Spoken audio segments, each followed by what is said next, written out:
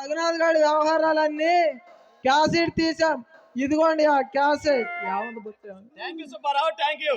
మన ముఖ్యమైన విషయం సార్, మన హేమ అమ్మాయి గారిని ఆ మహేంద్ర గజేంద్రలు వచ్చి ఎత్తుకుపోయారు సార్. ఈ పాటికే వాళ్ళ స్థావరంలో బంధించి ఉంటారు. అయితే మన వాళ్ళని ఎదుర్కొనే దమ్ము లేక వాడు అడ్డదారిలో వచ్చాడన్నమాట. వాడు ఏ దారి ఎన్నుకున్నా చివరికి గోదావరి దిక్కు. మా ప్రాణాలు ప్రాణంగా పెట్టండి సరే, హేమ అమ్మాయి గారు ఒంటి మీద ఈగ వాలకుండా చేస్తాం సార్. అబ్బులు సుబ్బులు, మీరు ఎప్పటిలాగానే వెంటనే వెళ్ళి వాడు స్థావరంలో చేరి వాడి మీద దండయాత్ర చేయాలి. అలాగే సార్. మీరిద్దరు ఎప్పటిలాగానే వాడు స్థావరంలో చేరి వారి వివరాలు నాకు ఎప్పుడు సేకరిస్తూ ఉండండి. అలాగే సార్. మా ప్రాణాలు పణంగా పెట్టైనా హేమ అమ్మగారిని క్షేమంగా తీసుకొస్తాం సార్.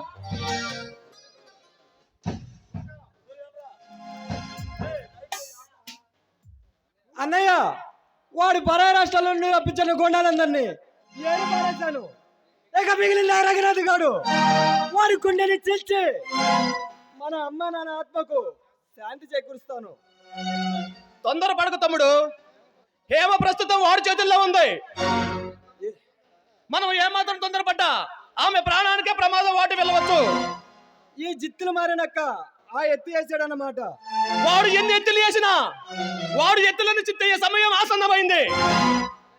అన్నయ్య, మనం ఊహించినట్టుగానే ఆ వజ్రాల హారాన్ని గోల్మాల చేశాడన్న కక్షతో ఆ లాల్ బహదూర్ గాడు వాడి మనిషి భాష కాని వచ్చి వాడి క్లబ్ పై శక్తివంతమైన బాంబులు వేశారట. దాంతో ఆ క్లబ్ కాస్త ఇటుకిరాల గుట్టగా మారింది. ఇక వాడి నెత్తిని చెంగి వేసుకొని బహుశా రతనాగి దగ్గరికి చేరుకుంటాడు. అయితే మన విజయానికి ఇది తొలిమెట్టన్నమాట. అంతేకాదు, వాడి అంతిమయాత్రకు ఆరంభం. తమ్ముడు, సమయం చేజారక ముందే హేమను కాపాడుకోవాలి. ఆ పని నేను చేస్తానన్నయ్య. హేమను నేను కాపాడుతాను. తమ్ముడు, అలాంటి వాడిని పడగొట్టాలంటే శక్తి కన్నా యుక్తి ముఖ్యం. కుయుత్తుతో కుతంత్రాలతో ఎదుటి వాడిని ఎలా అనగదొక్కాలో వాడి దగ్గర నేర్చుకున్నాను. వాడి అస్త్రాన్ని వాడి మీదే ప్రయోగించి మన బ్రహ్మాస్త్రం ఏంటో వాడికి తెలియజేస్తాను. తమ్ముడు, నువ్వు తొందరపడి వాడిని మాత్రం చంపకు. అధికారికంగా నేను వాడి శిక్షిస్తాను. మృగాలకి చావు తప్ప మరొకటి ఏదీ లేదని చరిత్ర కోటి సార్లు నిరూపించిందన్నయ్య.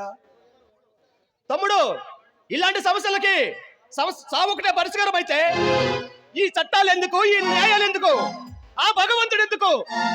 ధర్మం దారి తప్పి వెర్రి తలలు వేసి విర్రవేగినప్పుడు అర్థమర్చమని ఆ భగవంతుడే చెప్పాడు. ఈ నా ప్రయత్నంలో నిన్ను నన్ను పుట్టించివాడే అటు వచ్చిన ఆగను, వస్తా. తమ్ముడు, ఉరికి రక్తంతో ఉరకలు వేసేది వేడితనానికి ఎక్కడ ఎదురు దెబ్బ తగులుతుంది నా భయం.